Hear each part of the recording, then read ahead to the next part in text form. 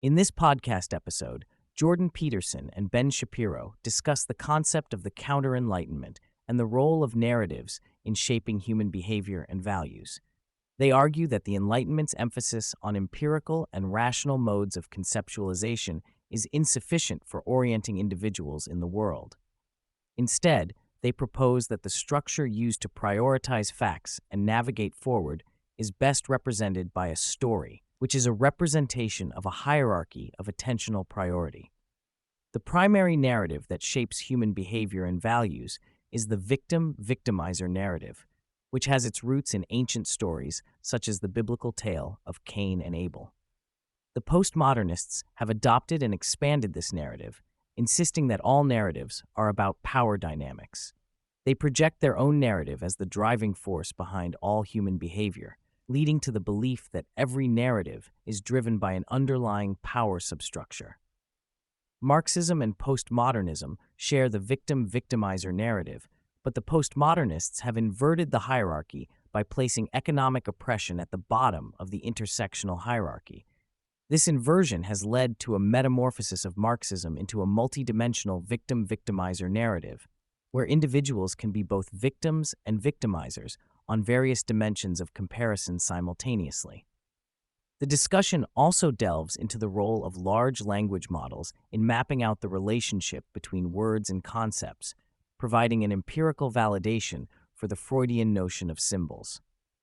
They explore the idea that the interpretation of narratives is not arbitrary, as the relationships between concepts can be statistically mapped out, leading to clusters of concepts that function as archetypes or symbols. The conversation then shifts to the biblical parable of the unjust steward and its implications for the relationship between power, hedonism, and the deterioration of societal structures. They discuss the idea that the deterioration of patriarchal structures leads to the corruption of femininity and the disinhibition of female sexuality, which can manifest as a marketable commodity. This leads to an alignment of power and hedonism, where the pursuit of short-term hedonic pleasures becomes the primary narrative, ultimately leading to conflict and the breakdown of social relationships. They also explore the concept of the beast and the horror of Babylon in the Book of Revelation, discussing how the collapse of unifying structures leads to the emergence of states of potential domination by hedonistic whims and motivations.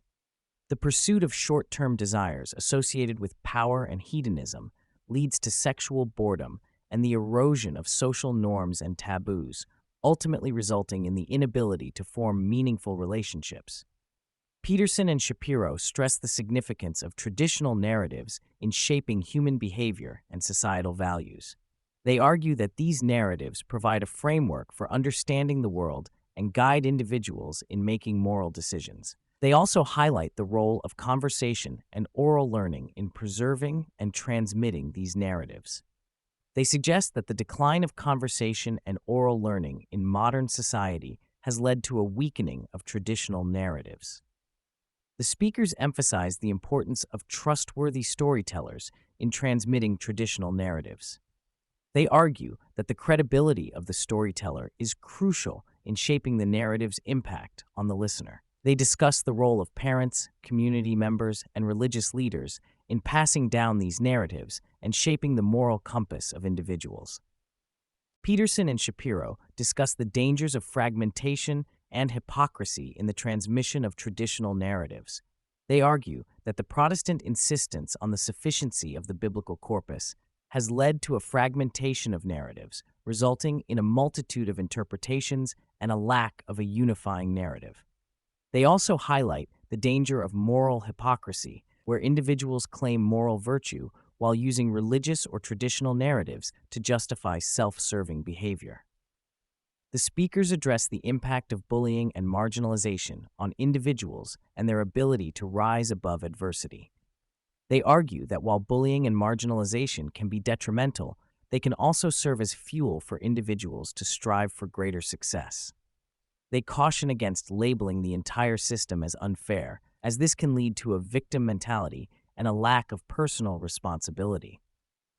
Peterson and Shapiro discuss the vulnerability inherent in human life and the importance of moral agency in responding to adversity.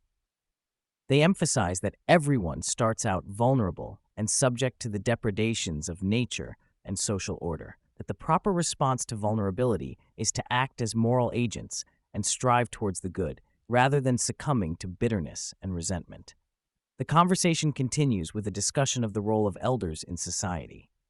Both Peterson and Shapiro agree that elders play a crucial role in providing wisdom, guidance, and support to younger generations. They emphasize that elders are not necessarily the rich and powerful, as Marxist theory might suggest, but rather individuals who have a lengthy history of honesty, productivity, and generosity. The wisdom derived from their experiences makes them valuable sources of advice and guidance for the community. Peterson and Shapiro lament the breakdown of intergenerational transmission of knowledge in modern society. They note that the marginalization of the elderly, the removal of responsibility from parents to grandparents, and the encroachment of an ever larger state have contributed to the loss of traditional wisdom. They argue that the responsibilities of raising children and caring for the elderly have been alleviated by the state, leading to the marginalization of the elderly and the loss of valuable wisdom for younger generations. The conversation then shifts to the concept of responsibility and its role in society. Both speakers emphasize that responsibility is not a burden, but a form of freedom and meaning. They discuss the value of taking on responsibilities such as raising a family, building a community, and contributing to the social fabric. They argue that the marginalization of the elderly and the breakdown of social relationships have led to the infantilization of children and young adults, as well as the loss of traditional wisdom. Peterson and Shapiro stress the need to rebuild the social fabric from the ground up. They argue that the current disillusionment with politics and principles has led to a fragmented and shallow political dialogue. They emphasize the importance of building strong families, joining religious communities, and engaging in in-person events and meetings to reestablish the social structures that have been eroded over time. They also highlight the value of individual actions in contributing to the long-term stability and health of society. The speakers discuss the significance of individual actions and the building of a legacy. They emphasize that the most long-lasting impact individuals can have on society is through their actions and the values they instill in their families.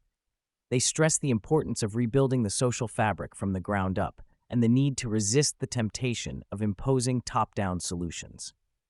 They argue that the rebuilding process is long and difficult, but essential for the future of society. Peterson and Shapiro mention the upcoming Gospel Seminar and the success of the Exodus Seminar. They note that the popularity of these seminars reflects a widespread cultural hunger for proper discussions of the sacred and the underlying principles that shape society. They emphasize the value of engaging in conversations that push the boundaries of first principles and address the deeper aspects of human existence.